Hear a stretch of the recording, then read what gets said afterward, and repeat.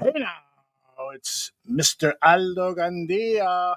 I don't know why the hell I'm doing this at 11:22, but I just felt like talking, and I said, you know what? As opposed to writing stupid stuff on Twitter, let me go on StreamYard and see if some people come along. Travis is here. Yo, Aldo. Nice to have you here, Travis. How are things down in Texas? PZ is here. Looks like maybe Aldo fell asleep. Yeah, I almost did, but I really wanted to get some things off my chest. Vizzo, Joe, Aldo, buenas noches. Buenas noches to you, Vizzo. I, I just wanted to make sure that the bar room didn't let this day get past us without really putting it in proper context. As this barroom network is devoted to the Chicago Bears. Hey, Ant, here, Bear Truth. Hey, Jay Grizz. It's dedicated. Travis is in Illinois for Thanksgiving. All right, Travis. But it's dedicated to the Chicago Bears. My love for the Chicago Bears, as you can see from the stuff behind me. I started watching the team around 68, 69, to the end of Gale Sayers' great career, but did a lot of research on what transpired throughout the 60s and, of course, those championship years in the 40s and 50s, and fell in love with the franchise, despite the fact that they were a poorly run franchise. Even back in the 60s, there were criticisms of George Halas that the game had passed him by, that he was cheap, that he wouldn't pay for good players and keep them happy and so forth. The organization was poorly run, and then Muggs took over for a couple of years, I think, before he died, and things seemed to be on the upswing. But again, the losses piled up, and the franchise was in big trouble until Halas brought in Jim Finks. I think it was actually Muggs. And Jim Finks started to draft correctly and build up a team that in the 80s would win a Super Bowl and win multiple division championships and get to the NFC Conference championship games a couple of times. So, this franchise has been near and dear to me. Those 80s were huge years for me. In 1985, when I went to the Super Bowl, that was the first year I worked over at WBBM TV, Channel 2. And so I got to cover some of the Bears events, do, interviews with fans after the game and stuff. And it was just, I was living a dream life. The Bears were finally going to the Super Bowl. I was doing some coverage of it. I got to work on the Mike Ditka show for a few episodes. So this team means a lot to me. It's like a family. And what's happened to the organization the last several years, I know it makes us all angry. And by the way, I set up a new microphone here, so if I sound funny, please let me know in the chat. If I do, I'll switch over to the other mic. But this team means a lot to me, and what transpired today was sort of bittersweet. I'm very, very happy that Matt Eberflus is gone. Very, very happy. Hey, Cliff. And but it was marred a bit by how the Bears organization handled it. And I know Greg went on social media. Greg Gabriel, former scouting director for the Chicago Bears, does a show here on the Barroom Network. And he criticized fans, and I guess I'm included in that, for bitching about the way, that's how he put it, bitching about the way the Bears handled that situation. Well, my reply to him is that, despite the fact that Eberflus is the least popular person in Chicago right now, you should not have treated him that way. You should have had a decision made well before that 9 a.m. press conference that you then allowed him to do, only to fire him 2 hours later. And Tom Pelissaro is reporting that they had not made the decision at 9 a.m. when the press conference was supposed to start. Well, cancel it. Well, Pelissaro reports that they were concerned that canceling the press conference might make people read into the fact that they were firing Eberflus. Who gives a fuck? Don't do this to this guy.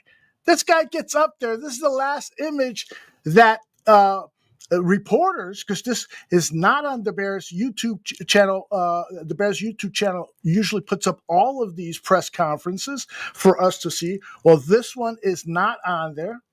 And so this image, I forgot which reporter captured it. I think it was Kevin Fishbane or Adam Johns. And this is the last image that Chicago Bears fans have exposure to. He should not have been put through that situation. He started off the press conference talking for 2 or 3 minutes, and then the question started, and it started immediately. I captured this from ESPN Radio. Matt, did you have any conversation with Ryan Poles or Kevin Warren about your job going forward this morning or last night? I had several conversations with the guys. I always meet with a debrief after the game. We talked about the game, talked about, decisions that were made, plays that were made, plays that weren't made, and we talked about, the whole game. So again, I'll meet with those guys later on this afternoon, but this is a normal operation that we always have post-game. Okay, so you have talked to them already, or you will talk to them later? I have talked to them post-game, like I said, the debrief after the game. We always do that, and then I'll talk to them again today. Next question, Courtney Cronin. Matt, on that note, since you say you're going to talk to them again today, are you confident that you're going to be keeping your job going forward into next week? Yeah, like I said, I'm just going to be working on finishing up this game, doing a good job of evaluating that, our after action report like we always do, and then I'm going to be working into San Francisco. Again, those are conversations we'll have, and again, I'm confident that I'll be working on to San Francisco and getting ready for that game. I'll be confident that I'm working for San Francisco and going on to that game. That's just a fucking horrible thing to do to the guy. And again, he's not my buddy. I have respect for him as a man and as for a man who has had success in the National Football League. But I think that what he did with the Chicago Bears the last year and a half was atrocious. He should have been fired at the end of last season. So, and I'm not, taking this bleeding heart liberal approach to it. It's just you don't do that. Classy organizations don't put the coach that they're discussing firing him, don't let him hang out there so that he can say stuff that is not going to be true and he looks like the idiot. And the organization, this is just not my opinion. Nationally, people are talking about this, and a lot of people are defending the Bears. And again, I love the Bears, but true love means having to take criticism, give it and take it. And that's what I'm doing here. I'm giving the Bears some really, really tough love. But I also have some good news. But before I get to that, I want to acknowledge Sean Higgs. Sean Higgs is one of the co-hosts of the Weekend Sports Betting Tips. And at the beginning of the season, he said, Bears, I think it was, 6.5 or 8.5? And Sean said, definitely take the under. Definitely take the under. The Bears are overrated, the coach, and on this. Now he's saying, Sean does, they fire this guy now, and the Bears might win a game. Take them plus 6.5 next week versus San Francisco. Sean, I think that's great advice, particularly the way that San Francisco is playing. That might be easy money to take the points and the Bears. Thanks very much for stopping by. Bearski says, although I get it, it's not hard to say, Matt, postpone your press conference this morning or cancel it. Yeah, that's exactly it. Just say, Matt, frankly, we're having discussions about your future. So we'd like you to wait on the press conference and see if we want you to go through it. We're having discussions about that now, which they should have been having those discussions at 5 a.m. in the morning, but they apparently got fucked up on Thanksgiving Day dinner. That is not professional. I've worked for Fortune 500 companies and have done videos on organizational management. And so I learned a lot about the proper way of doing things. I worked with human resources and got their advice and learned a lot about the right way to treat employees and the wrong way to treat employees and the legal way to treat employees and the illegal way to treat employees. And what they did today wasn't illegal, but it was fucking just a PR disaster, what they did to that poor guy. Sean says, you are all fans of the team. This guy, Eberflus, was brutal. That's why they were never getting their win total. Sean, you nailed it, brother. You nailed it. I got to open up one of those accounts with the betting services again and try again after losing a few $100s. Follow your lead. and the Tooch and Weekend Sports Betting Tips Fridays here on the Barroom Network. So Eberflus is gone. Let's see. I think I have one other thing I wanted to share with you video-wise about Eberflus. Yeah, so on the day of the game, Thanksgiving Day, I put together this video. I think a lot of you have seen it, but I'd like to share it again. This was the media's immediate reaction to what happened Thursday in Detroit with the Chicago Bears and Matt Eberflus not helping his young quarterback. This is unacceptable. Yeah. From the head coach position, your responsibility is to not panic in critical situations, to put your team in the best opportunity to win games. That's a massive, massive fail by Matt Eberflus. As a head coach, I'm watching this and I'm seeing quarterback doesn't have that sense of urgency yet. At 15, I'm like, timeout. And just at the end of the game, again, clock management. Again. When Eberflus saw that they were off track and there was dysfunction, he should have called timeout. Like, that's got to be on Eberflus right there. They're like, see the clock, it's ticking. We got a timeout here. You know, you're 3rd and 26. Take the timeout. They should take Matt Eberflus and remove him from the field at the 2-minute warning of every game. And they would have a better chance of winning. He has to be embarrassed right now. He has to be sitting in his head coaching office, back in that locker room, and just shaking his head like, what did I just do? Players aren't without fault. They also made mistakes, pulling themselves back with those penalties.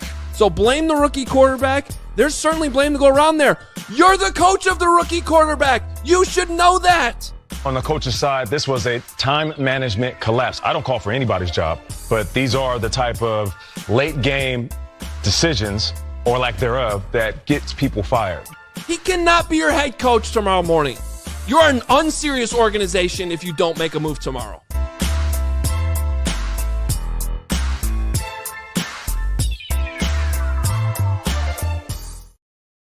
The irony, of course, is Adam Hogue there of CHGO saying you're an unserious organization if you don't make the move. They make the move, but they botch it in such a way that they're still being criticized. It's just a dumb fuck. And by the way, Don Burr says I'm not 30 anymore. I should be in bed. You're right, Don. But here's the thing: I bought this new weed. It's called Paul Bunyan, and so it's like made me a lot more talkative. My wife was like, you need to fucking stop smoking that shit because you're talking way too goddamn much. And I told her, okay, well, I'll go to the StreamYard and talk on there if you don't want to hear my bullshit. Thank you, Cliff, for the compliment. But again, it is what it is. The date, November 29th, will be remembered as the end of the Eberflus era. And hopefully, this is really the main thesis of why I wanted to talk to you, the start of the Thomas Brown era, because I do think we have captured something here with this man that he could be the one. I did this video about Caleb. He could be the one. No, Thomas Brown. He could be the one. I am fucking serious about this. You know how, who was it that wrote the book Blink? I forgot. If somebody remembers the author, he's written a number of books, very provocative thought books. And in Blink, he writes, sometimes in the blink of an eye, you can make a judgment on someone, how they look, how they talk, and so forth. And just that blink, and 90% of the time, it's the correct, the correct. Thank you. If you're going to look it up, Bearsky, I appreciate it. Malcolm Gladwell.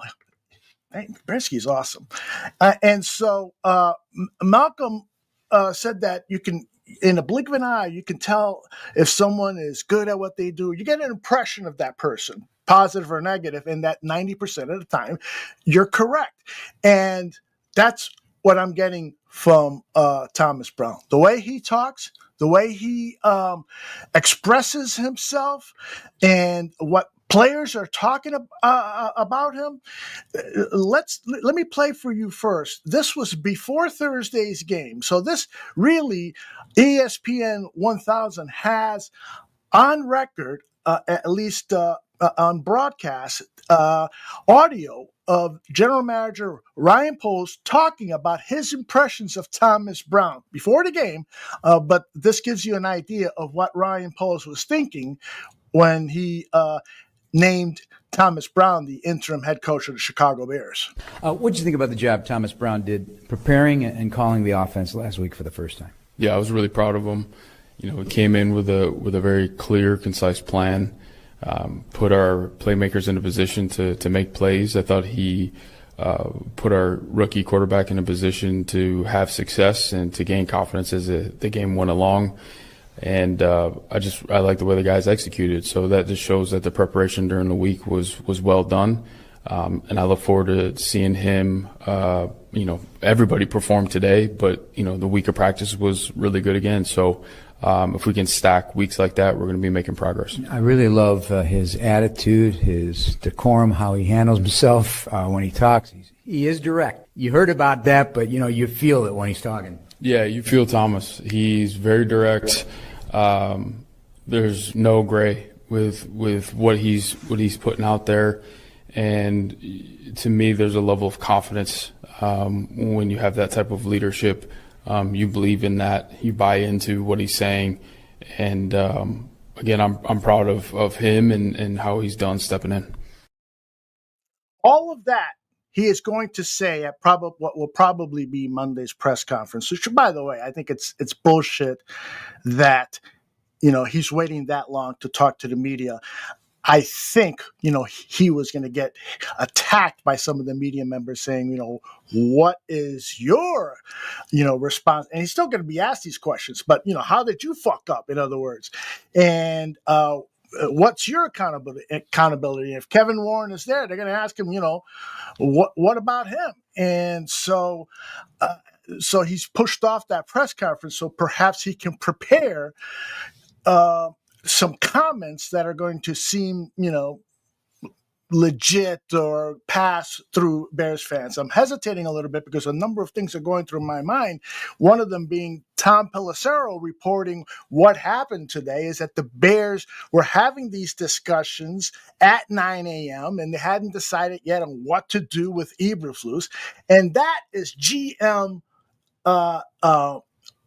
malpractice. If you have not, after the Washington game, after the Indianapolis, after all of these fucking losses that you could point the finger at Matt Eberflus, if you weren't already thinking about succession plan in case he doesn't make it to the last 5, 6, 7, 8 games, if you weren't thinking about that, then it's GM malpractice. He should have fucking had a plan in case, what if Eberflus got hit by a car? What are you going to do? And so he should have this morning told Kevin Warren or yesterday or whenever, hey, that plan that I developed 2-3 weeks ago, I think we need to put it into effect. We need to get this guy out because he's poisoning the locker room. Look at what the players said about this guy. That's one of the most embarrassing things. That our own players, Shaquan Brisker, putting up funny face emojis when he sees Eberflus taking the seat, and other players in their comments after the game. He had totally lost the fucking locker room, and you're telling me Poles and the president of the team and the chairman are still discussing whether this guy should remain as coach? That is just the total worst thing imaginable. And now what I am saying regarding Thomas Brown, I think they got fucking lucky. You heard what Poles had to say about Thomas Brown. Now take a listen to what Sean McVay, his former boss with the Rams, said about him today. Well, I know that he's always been a guy that's had incredible command. He's been a great competitor. He kind of demands respect from people that he's around just by the way that he carries himself. Anytime these things come up, and I think even Thomas did a great job of handling it when he got the opportunity to be the OC. He's done a great job, obviously, but it's unique in which the circumstances have come about, but he's going to attack it. I think guys will follow his lead. But in this profession, you just have such an appreciation for how challenging it is, how difficult, how volatile. And I think he's going to do a great job. I would imagine if he hasn't already done a press conference, the way that he would, in such a classy way that he would handle it. These aren't necessarily the circumstances that you wanted to occur.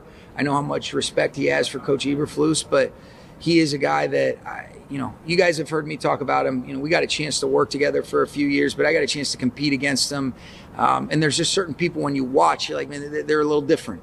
In terms of the competitiveness, the spirit, the never say die attitude, and then just his overall presence in general is impressive. Like I said, I think the good way to articulate it, he commands respect by the way he handles himself and he gives it back. And so I've always thought he was a guy that would be a head coach at some point.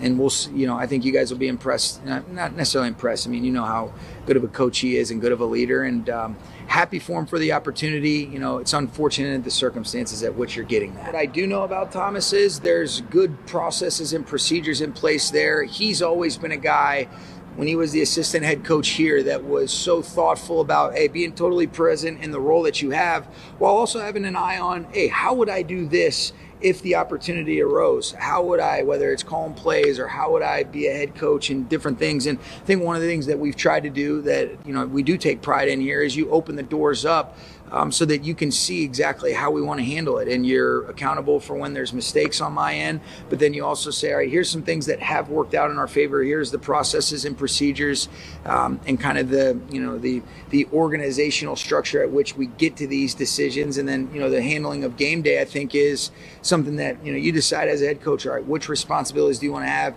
And then, where is that threshold of making sure that you use the surrounding parts around you? And that's always evolving, but I think he'll do a great job with that.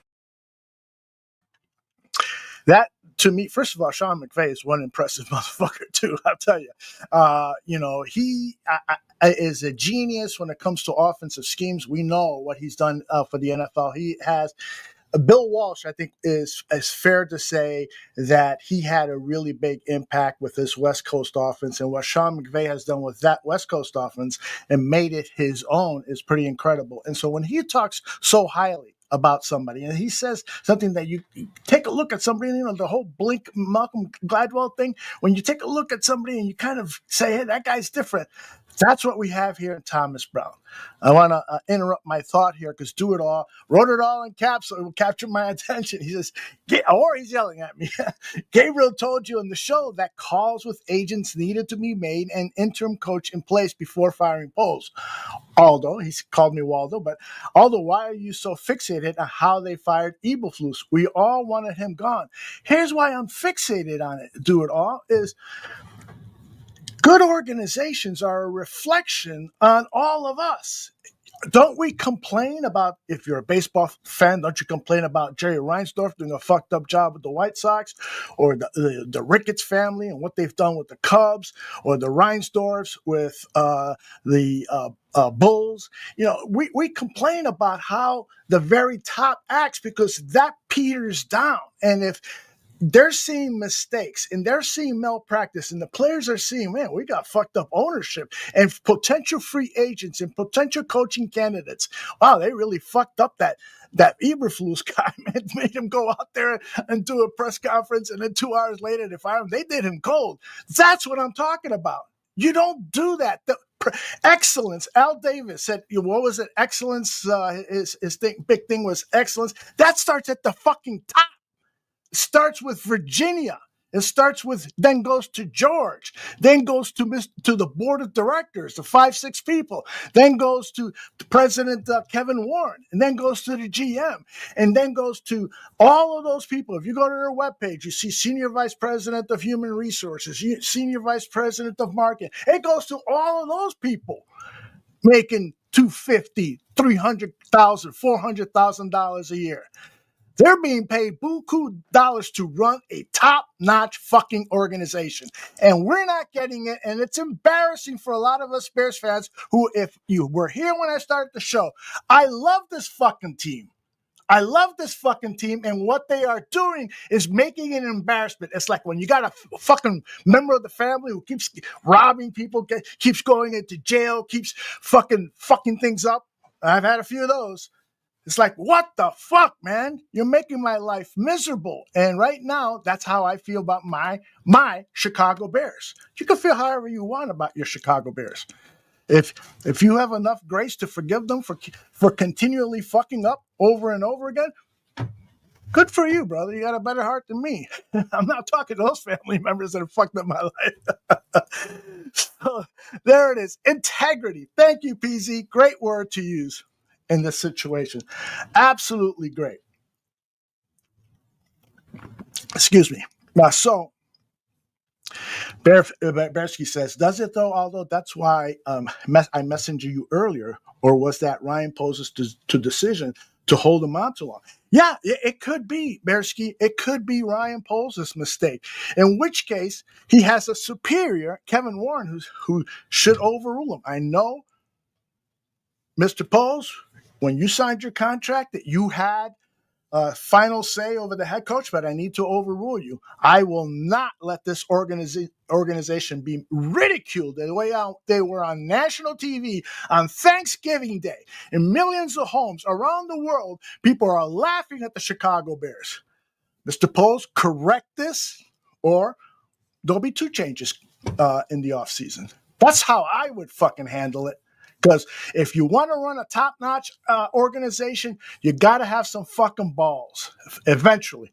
And you can still manage with love and grace, but sometimes tough decisions have to be made, and that is what was not done in a timely manner by the Chicago Bears. And again, I am fucking happy that Flus is gone. You know, good luck to him and his family, but the memories you left me with, Matt Eberflus, fuck you.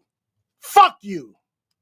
I am not kidding about this. I'm not trying to do an act here. I love this fucking team, and if somebody's going to betray me, the money that I've poured into this team, the passion that I've poured into this team, the attention that I've poured into this team, you know, I'm telling family members, I got to watch the game. What am I doing? It's my family.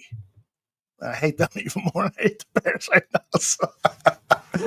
Anyways, I hope you can appreciate at least what I'm saying here, even if you don't agree. You know, we all have our different ways to be fans and to show affection for our teams. I got family members who, you know, somebody texted me at 8:30. Hey, is it true that the Bears fired their coach? And that, of course, is something none of us would have, you know, done. Not learn about this until the night. All of us diehard Bears fans. So that was a big part of what I wanted to share with you, is that Thomas Brown, I believe that the Bears may have lucked into a very special head coach. So what does he have to prove? You guys shift your attention now in the chat room. We've got a total of 313 people watching on Friday night, and that's across all of our platforms, Facebook, Twitter or X, YouTube, and our Twitch channel. So thank you all for tuning in. I really appreciate it. Leave in the chat. If you're on Facebook, you're going to have to subscribe to the StreamYard account just so that I can read your comments on the chat. But if you're on YouTube, they pop up easily. Same thing with X. So what I want to ask you now is, what are you hoping to see in the next 5 games? I'll tell you what I hope to see. I put this on Twitter. And number one, I want to see a whole general attitude change among the players. That to me is the most important, because you can't get rid of 2 dozen players who are angry right now. Tom Pelissero reported that after the game, it got really ornery in that locker room, and that leading the charge was Jalen Johnson. He was one of the most vocal of the Chicago Bears in the locker room. We don't know what was said, but you know Jalen Johnson. What do you think he said? What do you think he said? What do you think? What did Keenan Allen say after the game? He said, I think the players did enough to win this game. That's on Eberflus. That's a shot at Eberflus. So what I want to see now is guys like Keenan Allen, Jalen Johnson, throwing their support behind Thomas Brown.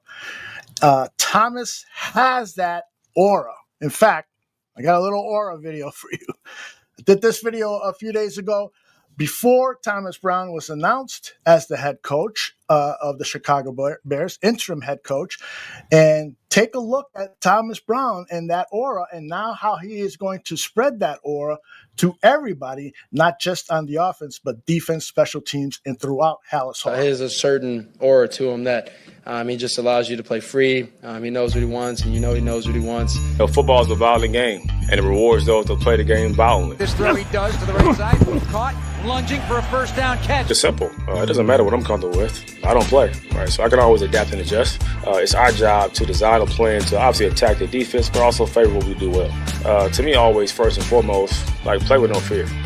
We're not going to coach scared, they're going to play scared. DJ Moore, they fake the give to him.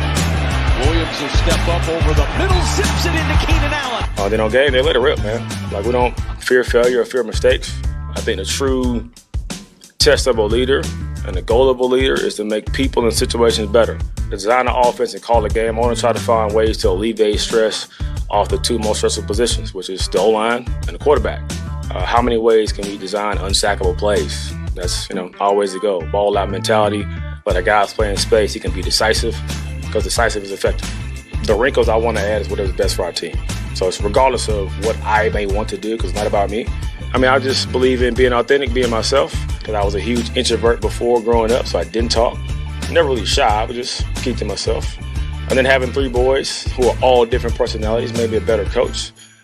Because when I first got into coaching, I was probably 24 years old, and I was kind of a one-size-fits-all. You're going to get it how I give it to you, and if you don't like it, that's your problem.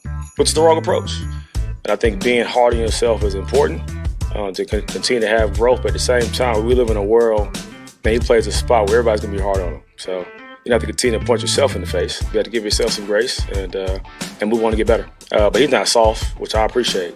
Me and soft people sometimes don't always see eye to eye get along.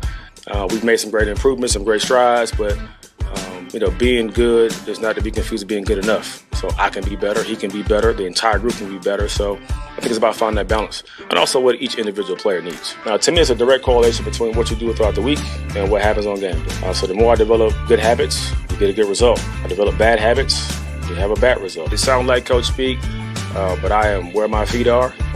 Just got done working in 2 minutes. And in the off season, when I kind of do my brainstorming, thinking about what I want to do, I think about what I have to do now. That's what the most important thing. Fucking impressive. And Cliff says, I want to see Brown still talk like this after a bad game.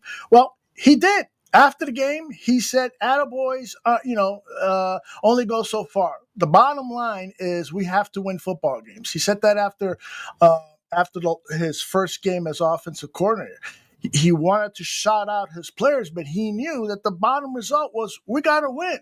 So, but you're absolutely right. These are 5 really tough games on the road at San Francisco, another one on the road, I think, at Minnesota, and then home for a couple of games, and then finish in Green Bay. Those are tough games, and he's going to have to, that leadership, it's going to take more than that aura.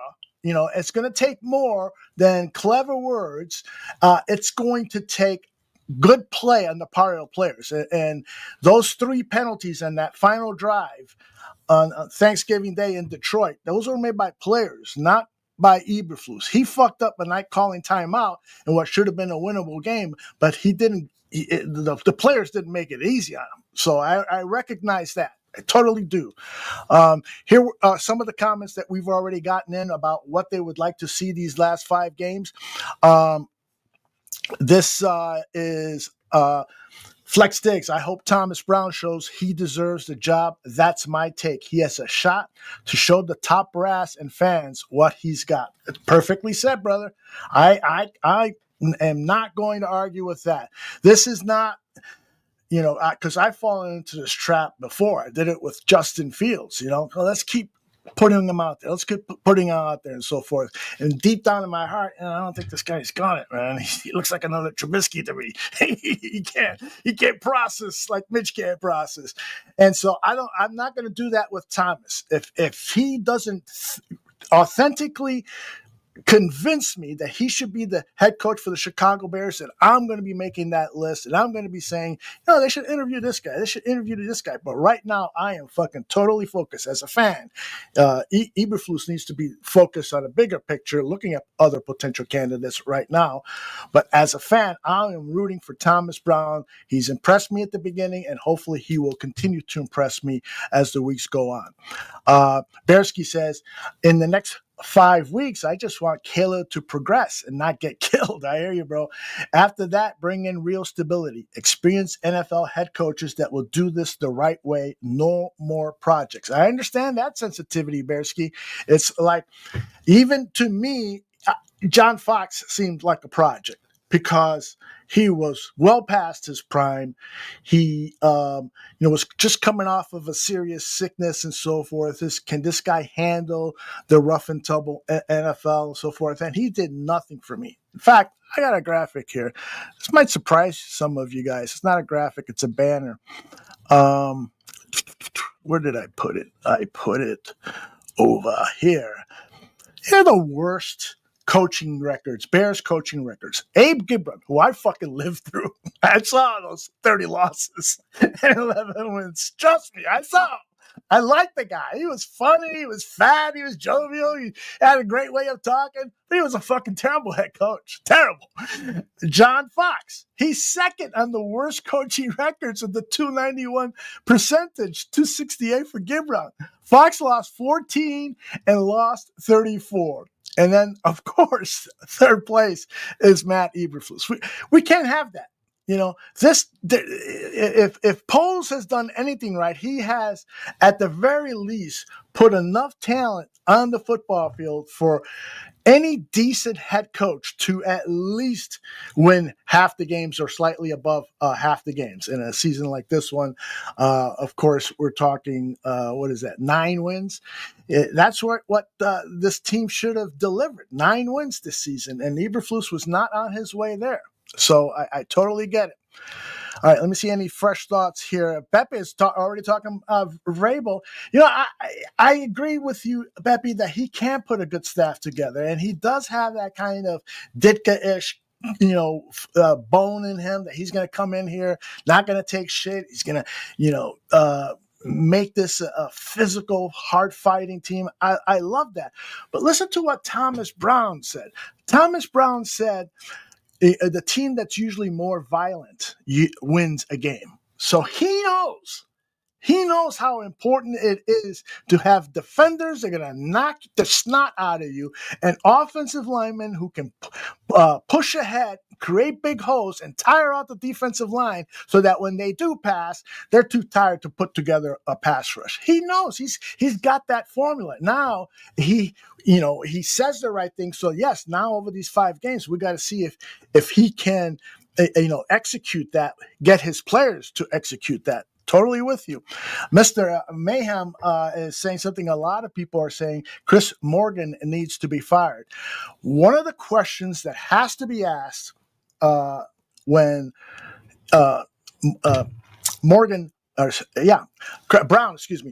Brown takes the podium, he has to be asked, what is Chris Morgan's role now with the team? Is he still the run game coordinator? Remember, Brown was a halfback. He ran the ball.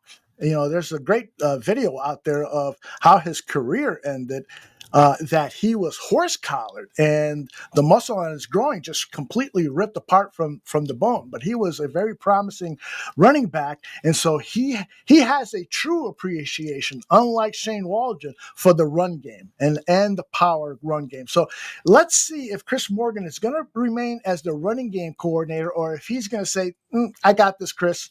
Go work with the guys on how to fucking block and open up a hole, and that guy not get bull rushed.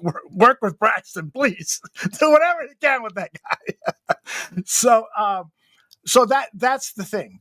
That's the thing is, number one, let's get the buy-in from the players. Now, number 2 is, can we get these fucking mistakes out of here? And I'm talking about when to throw the red flag, clock management, and the players' penalties. Those are 3 things that have really fucked the Bears up big time this season. Now it's Brown's role to correct that, to get these players to buy in and focus in. One play at a time. One thing that I love that he said in those clips is, I am where my feet are. And I think a lot of mistakes are made by athletes because they're not fully there 100%. It's like you got to do like a meditation thing. You have got to fucking turn out everyone. You see a pretty cheerleader over there? No, don't. I'm thinking about the route I'm running. You think about, what you're going to do tonight with the friends? No. Think about the block you got ahead of you. He's got to get these guys, I learned this from Phil Jackson. Phil Jackson was a great coach because he worked on the players from the mental side. These guys are great athletes to begin with, and you've got assistant coaches that are going to train them and make sure they're in top physical shape and so forth. But it's the head coach that's got to get into their heads and make them totally 100% focused so that errors are rare. Unlike what we're seeing now, 3 fucking penalties in the last drive of the game on Thanksgiving Day. So that's number 2. Get some water here as my lips are drying up. Nomad wants to come on. See if I can send you a link, bro. But I can't. I don't know if I'll be able to disguise you. Let's see here. You folks know Nomad, of course? I hope. Like I expect somebody to answer me. Hard doing a show by yourself. There he is. All right, let me send you the link, bro. Figure out a way to keep you incognito, unless you want to reveal your true identity on the show. That would be big for Aldo. Let's not send it. Oh, there it is. Okay. All right, just sent it, Nomad. So that was number 2, is Nomad's reveal. That would be outstanding. So number 3 is what I want to see is what Eric Washington can do with this defense. Now that he's got Mr. Insurance Salesman Matt Eberflus out of the way, who wants to play everything so safe and so forth. When you got linebackers that are really good at blitzing, when you've got exotic blitzing schemes, Kyler Gordon should have 5 sacks already because of what he can do, how physical he is, and how he is good at disguising when he's blitzing and so forth. Can Eric unlock the true potential of this defense and at the very least turn around what we've seen out of this defense the last 5-6 games, a defense that you might say has quit on their coach.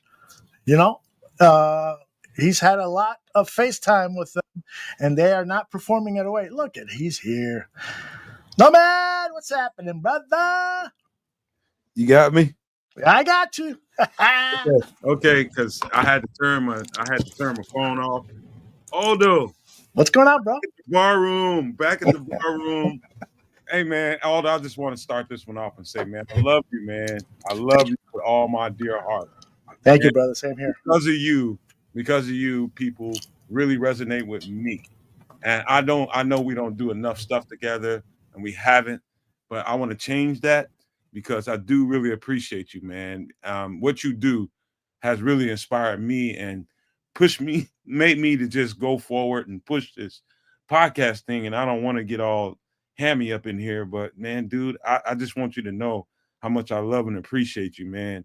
It was just certain things that when I was on the bar room that you gave me without knowing that you gave it to me, I just took it to heart and I watch you and I just took notes and how to move forward on my podcast.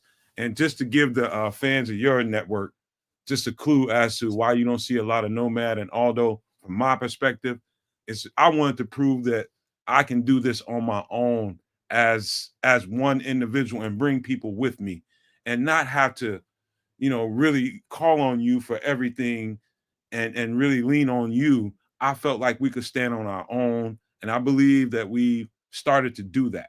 And I just wanted to say thank you. You gave us the legs and we just found our way and found a way to stand up and do it on our own, man. So thank you, man. I really appreciate it.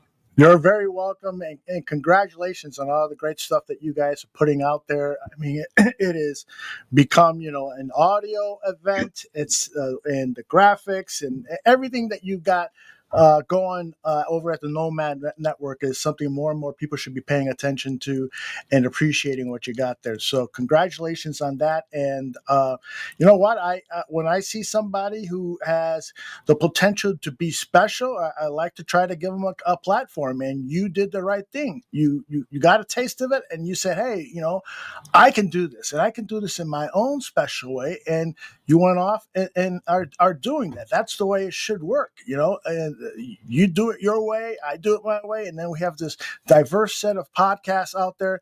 I want to see other podcasters succeed, and because we need new voices. We definitely some of our voices have not been heard in a long time. And you notice how some of the radio stations are now, doing stuff like we podcasters do. Over at ESPN, Waddle and Sylvie are swearing in their promos. Yeah, fuck you. Yeah, all right. Where'd you get that from? Me and Nomad. Exactly. You know what? I always said that this was this basically was a forest that needed to be there needed to be a path blazed. This is what the internet is, in these podcasts and this new version of what media is. What media is what we say it is. Thank you. Beautifully put. And you can take the cookie cutter role if you want to. There's a place for that. There's a place for that and those personality types. But I know who I am.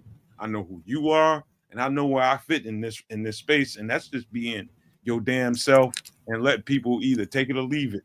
And that's pretty much what it is, man. I think people really appreciate what we do on the Nomad Network the same way they do over here at the Barroom Network. And this is the mothership right here that the Nomad Network came from.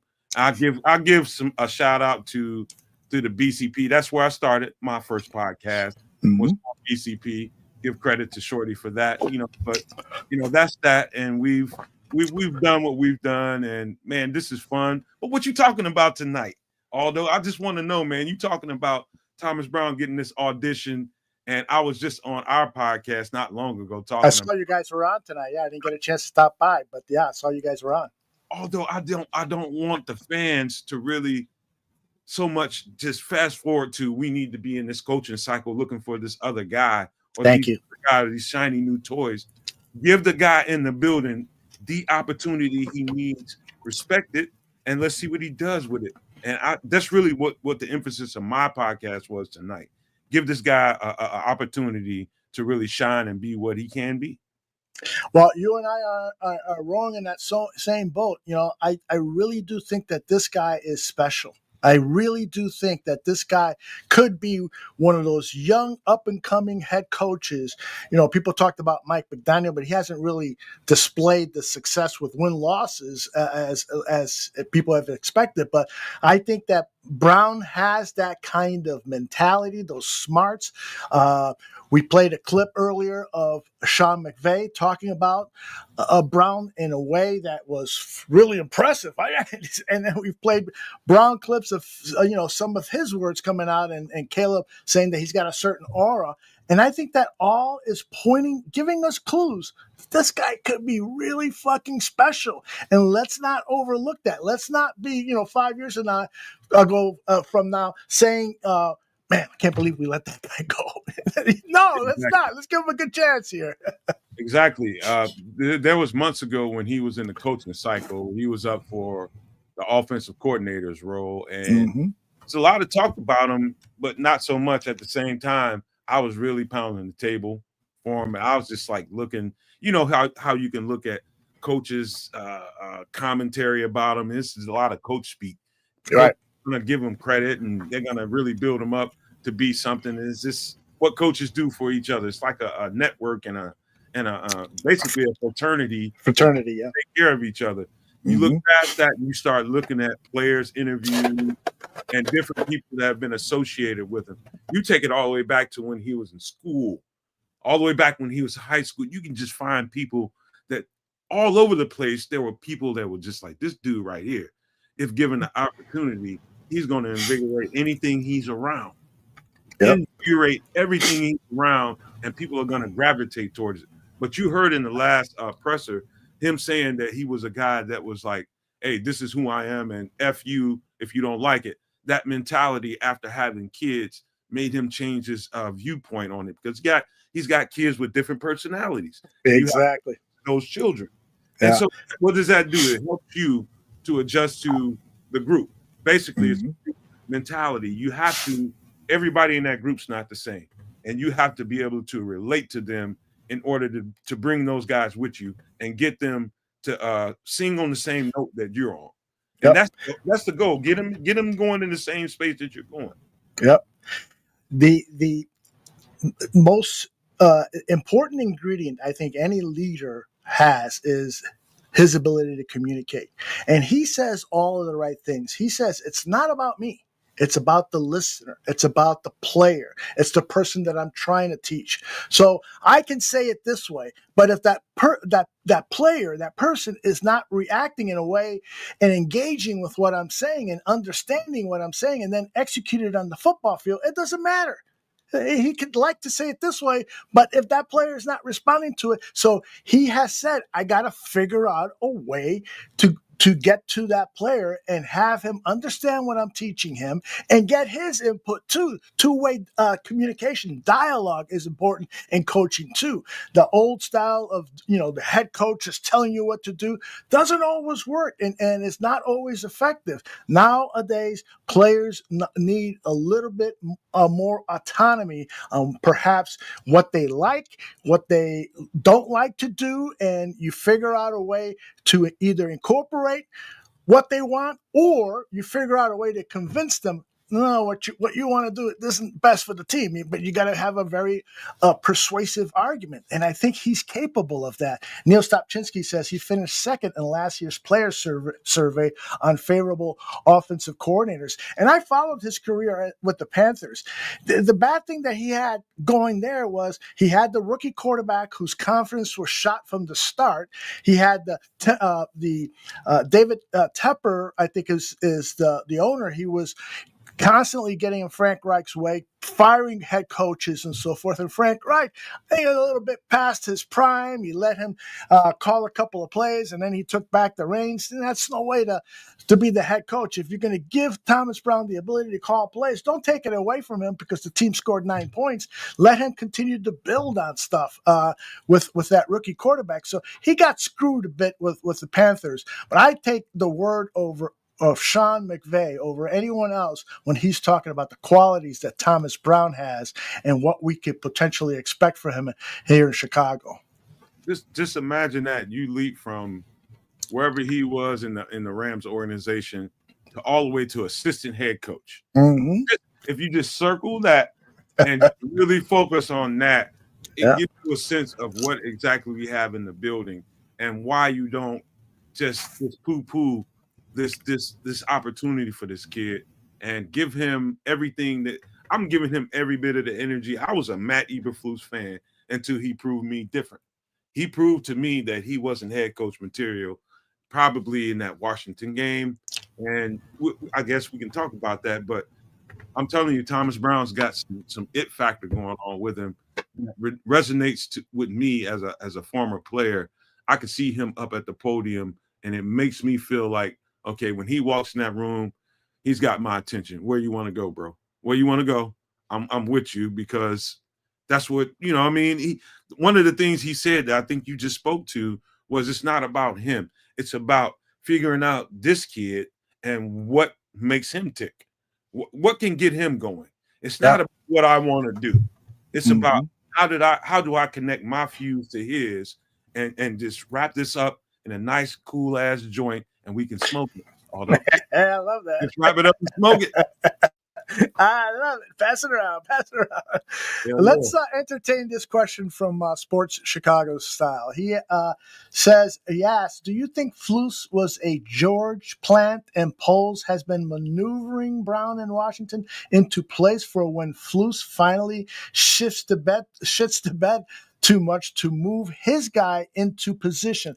That is possible. I did not think about that, because the mysterious thing about this whole Eberflus hire is that the Bears because of their unorthodox way of doing things. They were looking for the head coach and the GM at the same time.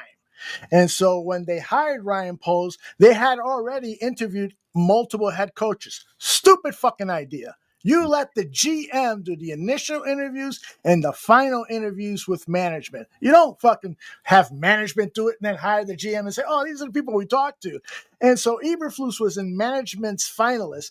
And 2 days later, 2 days after Poles himself is hired, he hires Eberflus. How could you have done a good search for a head coach? He says, well, I already had him on my list even before the Bears were hired me as GM. And I go, okay, I'm going to buy that, but you're stretching it a little bit, bro. So I think this was the McCaskies pushing Eberflus on him. Same agent. So that's another eyebrow-raising thing.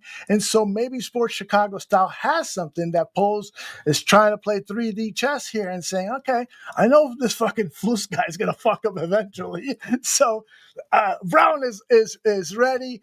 They want Shane Waldron to come in, but I can bring Brown in and, eventually maybe, I think it's a little far-fetched now that I'm saying out loud, but it could happen. What do you think?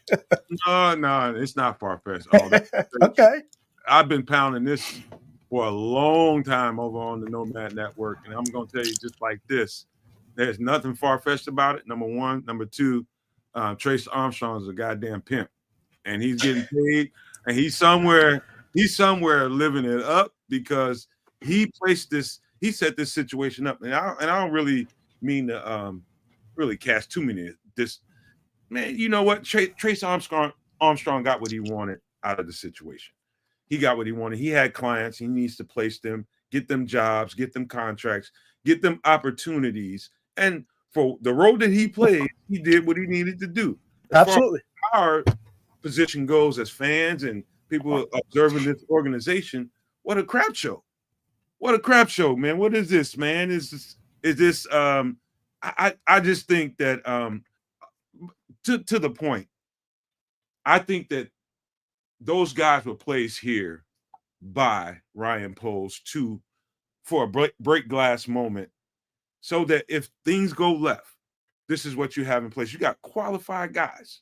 You got qualified guys that can coach, that have leadership ability. You've got this situation. To me, it looked like from a distance, it looked like there was a difference between whether we should keep Matt Eberflus in the offseason or not.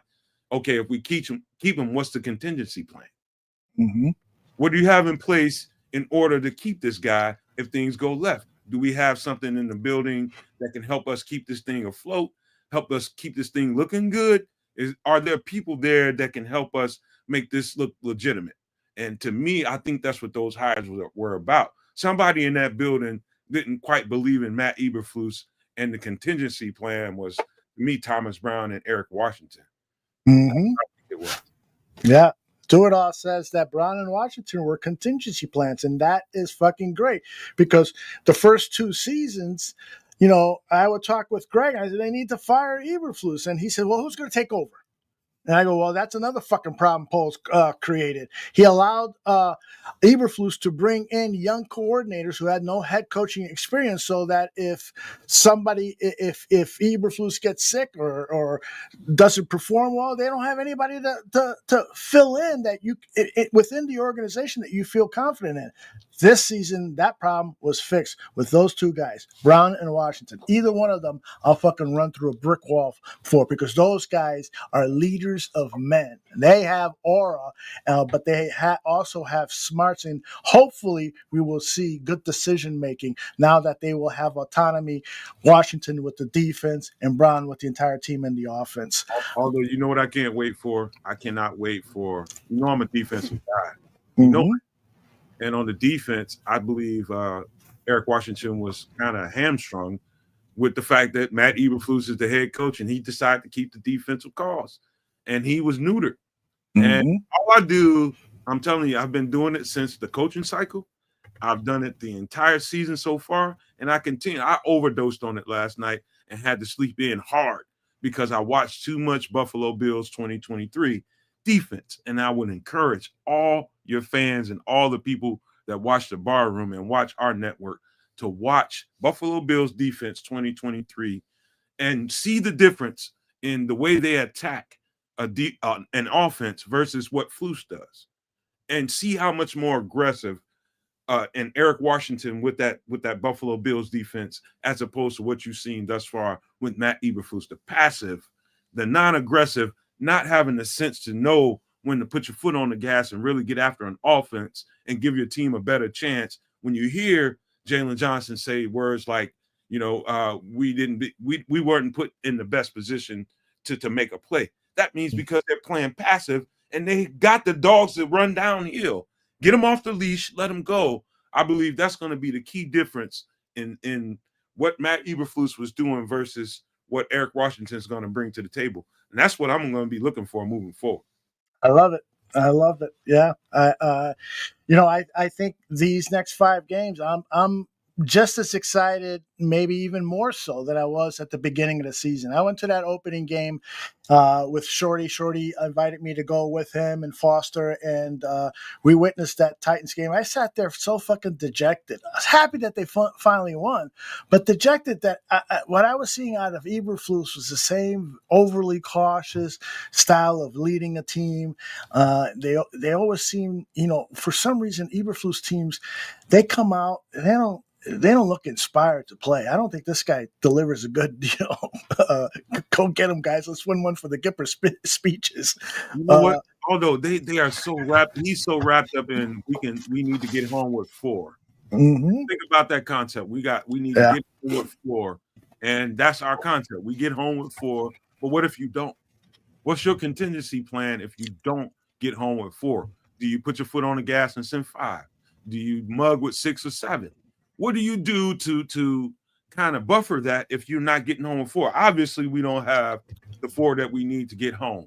Yep. So what do? You put your foot on the gas. What do you have to lose, man? You cannot leave your. We have the best secondary, I think, in the league. Yep, I'm with you. With Kevin Byard out there controlling that backside, we have the best secondary, I believe, in the league. You put them at a disadvantage if they're playing catch. They need to play downhill. You've got 2 dogs of linebackers. Let them play downhill. Let them attack, and let that secondary feed off of it. That's the way the scheme should work. I played it in high school and in college. I've seen good versions of it and bad. The good versions of it are really aggressive defensive coordinators that don't really adhere to. We need to get home with 4. If you can't, then you choose 5 or 6. That's some bullshit. Talking about getting home with 4. It's been how many games into the season, and you haven't made it home with 4? Yep. Do something about it. Do something about it. Nobody wants to play passive, bro. Right. And they'll have I don't know if what's his name is Purdy going to be back for that San Francisco game. Yes, I just seen a report. He's doing. Oh, okay. Well, I wouldn't mind, I know the guy is really smart and knows how to get rid of the ball quickly, but I wouldn't mind seeing some pressure put on him. The defensive backs will be challenged because he'll be getting rid of the ball quickly.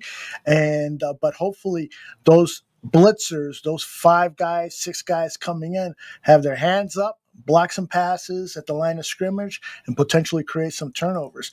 There was a stat, I wish I would have grabbed it, about how the Bears have been losing all these games but winning the turnover battle. It's like, what the fuck is going on here? That you normally don't see that, but you only see it when you got poor coaching decisions that are ruining games at the end when the game is on the line.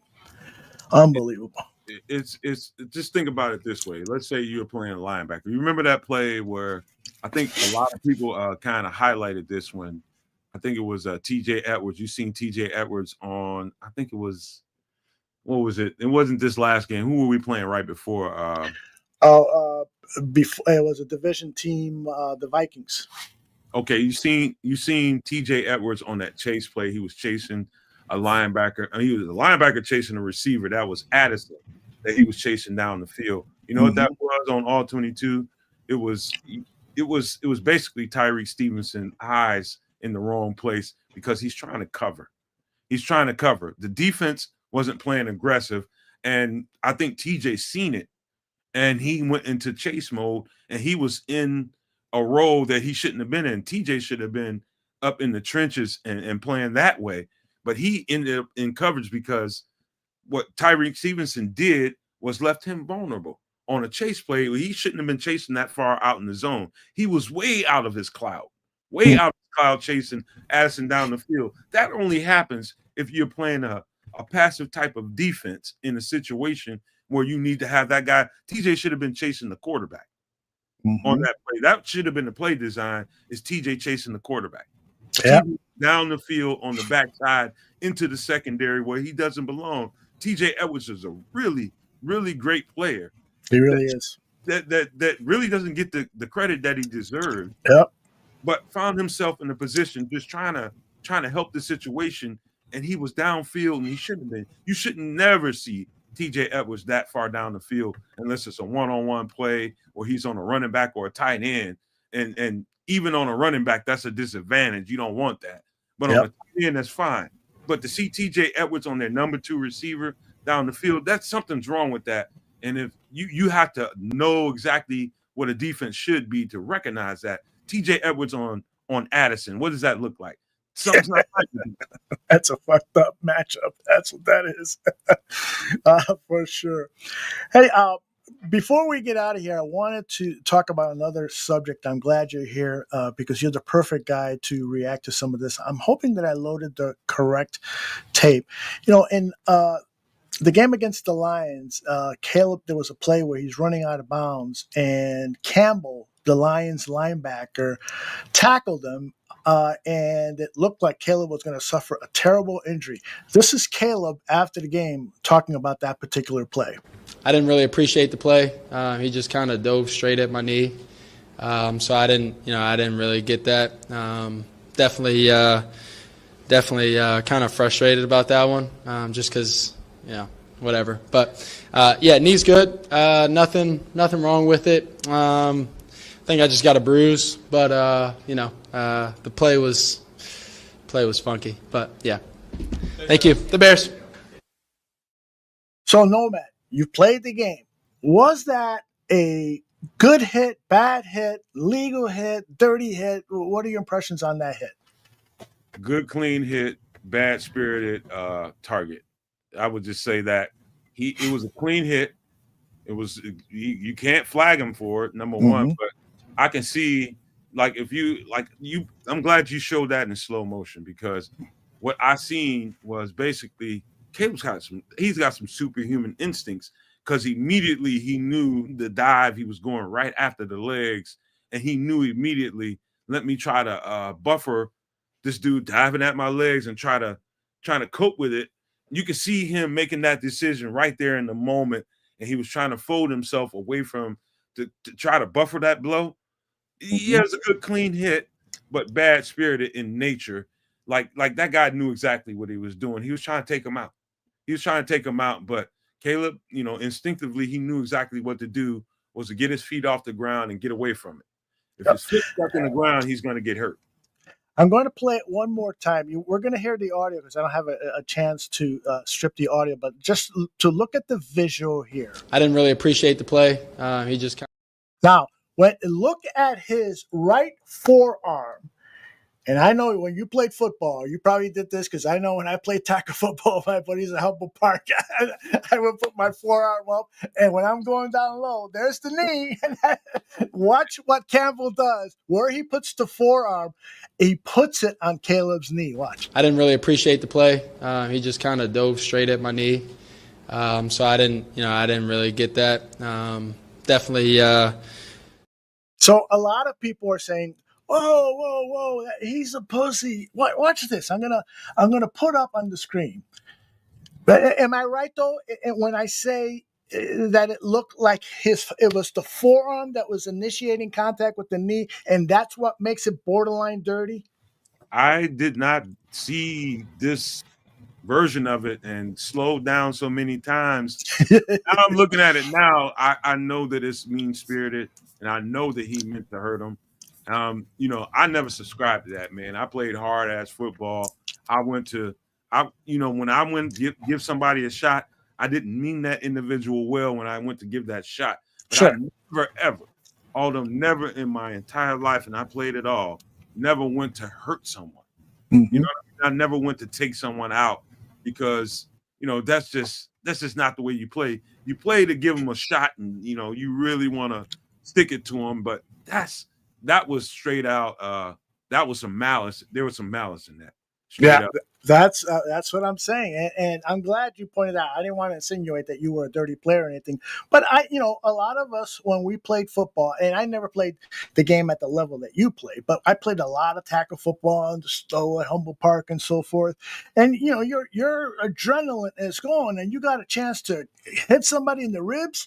You got a chance to slam them to the ground, and then after that you say, "Hey, I'm sorry, man, I slammed you too hard," or something. You get a little overly aggressive sometimes, and I think that's what Campbell did. But the point that I want to make here is that I put it up on Twitter, that clip that I just shared with all of you. And I'm going to put up on the screen. Look at how many views, 6.5 million views this piece of video got. Damn. And I'm grateful for that. But the majority of those views were people calling Caleb a pussy. He puts nail polish on. This is the NFL, buddy. Fuck you. A lot of them Detroit fans, and some of them, from all across the country, just taking shots at Caleb. And I was like, man, I almost feel sorry that I put this fucking video up because people are just ripping on my man Caleb. And some of the stuff was like, even for me, hardcore Aldo, I was like, man, I wouldn't even say that about a guy. Like, do you play? Would you play? Like, I've had guys on my team that played that way. Just like, you have to acknowledge what kind of person you are first. Mm-hmm. When I strapped up and put on those pads, you didn't have to encourage me. You didn't have to fire me up. It's like, man, shut the fuck up talking to me. I know what to do out here. I know what to do. I don't need you to rah-rah in my face. I don't need nothing. I'm built this way. And I played with that edge. But I never, ever played with that mean spirit, that maliciousness. I want to take somebody out, like hurt somebody. Yeah. And like if I hit somebody, I'm going to hurt them if I catch them in the wrong predicament. But I'm not running around, cruising around that field like trying to take somebody out. We had guys that had that kind of mean-spiritedness, and just like that's really not what you want, because that guy's going to end up actually taking somebody out of the game, and he won't have a chance to really redeem himself because you've done enough to him that's not redeemable. Mm-hmm. I'm not like that. I just want to give you a shot so you remember me, kind of motherfucker. I coached for a couple of seasons flag football Humboldt Park, and all the players were like in their late teens, early 20s and stuff. So this is men going at it. And it's supposed to be flag football, but shit, flag football my ass. They would tackle you. I remember one play, we had a center. His name was Jose. We throw an interception, and the guy's running down the sidelines. And he's coming right past me, and here comes Jose from the center position. He just throws himself like flying towards the guy, tackles him. The flag is thrown 15 yards. They place the ball at the 40-yard line, and I yell at Jose, "What the fuck are you doing? You can't do that." He goes, "Did he score?" And I'm like, "Okay, Jose, okay." I get it. I was in a flag football league in Ohio, and who was out there? Freaking Joey Galloway. He was he was still in the league at the time. He was with the Cowboys, and they was in a break. I forget what was it, the lockout season or whatever it was. He wasn't supposed to be out there. Anyway, that's a whole other story I'll tell you about later. Yeah. We was out there, and soon, man, and just spend the whole hour you and I talking. Yeah, it was a guy out there in that guy that was trying to take Caleb out. It was a guy out there that was in that mindset, just totally disregarding what the rules were for flag football. I got a license. I'm finna take some MFers out. And he was telling me, he was just like, man, I got to keep away from this motherfucker. This motherfucker trying to hurt people. And I'm just like, yeah, man, I don't like dudes like that. That's just actually out there to hurt. That's intentional, and that's a whole lot of malice. I know Absolutely. people say that you should play football that way. You don't want to hurt people, man. Dude, you might be messing up somebody's opportunity, man. I don't want that on my conscience. Yeah, for sure. Well, and since the very first day that we started broadcasting together months ago, a year ago, whatever it was, you would express that, and when we were talking about injured players, you would always turn it into the human aspect of the game. And, because we sometimes as fans talk about players as assets and pieces to the chessboard and stuff, but you always, brought it back to reality. Hey, these are people with families and human beings just like me and you and stuff. So, chill out with some of that talk. And I've always appreciated that about you. Yeah. At the end of the day, you lay a hit on somebody, and that's fun in the moment. Although I know you're ready to close this thing out. That's fun in the moment. At the end of the day, you're gonna have to live with that and the ramifications of it. Can you live with it? Could you have pulled up and not done that way? Yeah, you know what I mean? You gotta think about that when you're out there cruising around trying to take somebody's goddamn head off. Oh shit. I wish I would have had the athleticism to play football at that high level. I was watching the game that was on this afternoon. Who was it? Those Chiefs and Raiders. And they had some close-ups of the guys in uniform. And I remember the few times I got to wear a football uniform, I felt like a fucking fraud. I felt like I don't deserve to be in this uniform, man. All these guys are bigger, stronger, faster than me. I should be on the sideline with headsets on. Yeah. That's where we are in life right now, man. I have no place on the football field right now. All I need to be doing is giving somebody direction. And I wish I could play football, man, but those days are over.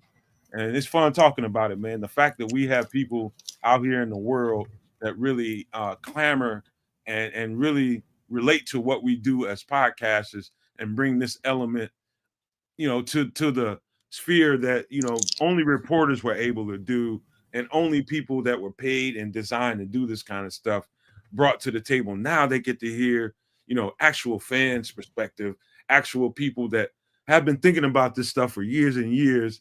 And now we have a voice. Now we have input, and people really hang on what we say, whether they like it or not, disagree, agree, whatever it is, but they really hang on to what we say. And I know the responsibility, and I watch you. I enjoy you. I always have. You were one of the first people that I really connected to. When I started watching, I didn't even know these podcasts exist, be honest with you. And when I got into it, you were one of the first people I found. I told you that. But the fact that we have an audience and people listen to our crazy asses and our takes on it and really enjoy it and give us support and everything that they have, how blessed are we, man, to have these audiences, man. So thank everybody at the bar room and everybody that watches us on the Nomad Network. I can't say it enough how much I appreciate you guys' supporting what we do, man. I really love you guys. When is your next show, Nomad? We don't know. We're set up to go Sunday. We're set up to go Sunday. That's the thing about our stuff is it's so new, and we have so few people that everything is so fluid. That's awesome. So fluid. You gotta really do stuff when you can. Right. I could be doing what you're doing right now and just go live and be talking football. Maybe I should do more of that. But I like to bring everybody along with me as much as possible. And they just got life stuff going on right now. Yeah. Well, when I started this show tonight, I just said, I think this is a momentous time in Bears history. And I didn't want it to go to pass without the bar room talking about this is really super exciting. The Thomas Brown era, let's forget about Eberflus and all the fucked up things that he did and so forth. This is like a 5-game season with this interim head coach. And I think he can plant something here that is going to grow into a beautiful, fertile tree that's going to yield division championships, Super Bowls over the next 5, 10, 15 years. If this goes according, I know I'm talking like a fan first, but I know enough about the game and I know enough about leadership to see clearly that this guy has something special. And so I'm so happy that you're here to share your voice on this momentous day. And I encourage everyone who is watching this either live or on demand later, go over to the Nomad Network. He had a show on earlier today. Tell us what you covered, Nomad, so that what the appetite of people in the chat so they can head over to your channel. First, we started from the very top. The fact that Flus glitched. He glitched. That's what he did. I looked at the rerun over and over again. He froze up. It's like he had every answer, Aldo, for every situation. And for some reason, somebody didn't put this in the computer chip. And when they plugged it in, he froze because there was no answer for 33 seconds left on the clock. And what should I do in this situation with a timeout in my pocket? And he glitched. We talked about that. We gave Thomas Brown his flowers and congratulated him for his opportunity. We talked about the new role Eric Washington will play. We talked about all of that. We actually talked about what I believe is the basically why the defense looks so bad and why Matt Eberflus hasn't in the offseason, which I've said over and over again. We need a fat boy. We need a fat boy. We didn't have enough to back up Billings. After this fat boy, we don't have anybody to back him up. We got a bunch of 305, 310-pound guys. We need a 330-pound guy to back up this guy, and it started to show soon as Andrew Billings got out. And also one other thing, there's a couple of practice squad guys. Why did I bring up a practice squad guy? I think there are some pieces out there on different teams' as practice squad that can really help this team. He's only got 5 games. I'm talking about Eric Washington to prove that he can really, put his feet down and say, I'm the guy. But there's a couple of other guys that are out there that I covered in the draft process, who I thought was the second or third best 3-tech in the draft. He ended up being drafted 7th in the 7th round by the Houston Texans. This guy's name goes by the name of Marcus Harris from Auburn. 6'3", 295 pounds, 298, whatever it is. Really good. I mean, he's the Lovie Smith type of 3-tech that we're used to. And maybe with Matt Eberflus out of the picture and Eric Washington in the picture, maybe he's looking for a piece like that. Eric Washington's 3-tech is 6'2", 295 pounds, and that's Ed Oliver in Buffalo. That was his 3-tech. So maybe, you know what I mean? We went there. Yeah. So people didn't like it too much. Oh, Javon Dexter. I love Javon Dexter. I'm just saying, give this guy an opportunity. If he sees a piece out there, let him bring him in. He's out there. You get him for free. Pretty much. That's Nomad, man. And those last 2 minutes, he broke things down about what happened in the show in a very concise, very articulate manner. That's why you should be listening to his shows. And he's got a great crew behind them over at the Nomad Network. Check out his show. Nomad, make me a promise. You will come back and we will talk about the first Thomas Brown head coach performance a day or two after that game against San Francisco, okay? You got my word. Pick the show. All right, brother. That is Nomad. My name is Aldo Gandia. Thank you very much for joining us. Please subscribe to the channel. You'll get alerts as to when we go live. At 10 o'clock tonight, I was saying, man, I feel like this energy. I want to talk. And so this was a very spontaneous thing. I'd like to do more of these as long as the wife says, hey, I'm going to go to bed early. Okay, honey, bye. I know that. I know what that feels like. So that's why I'm here. I'm going to go to bed now, shake her, and see if she wants, she's getting a little twitchy feeling and wants to have some fun now. So God bless everybody. We'll talk to you all soon. Bye-bye. Hey, peace out.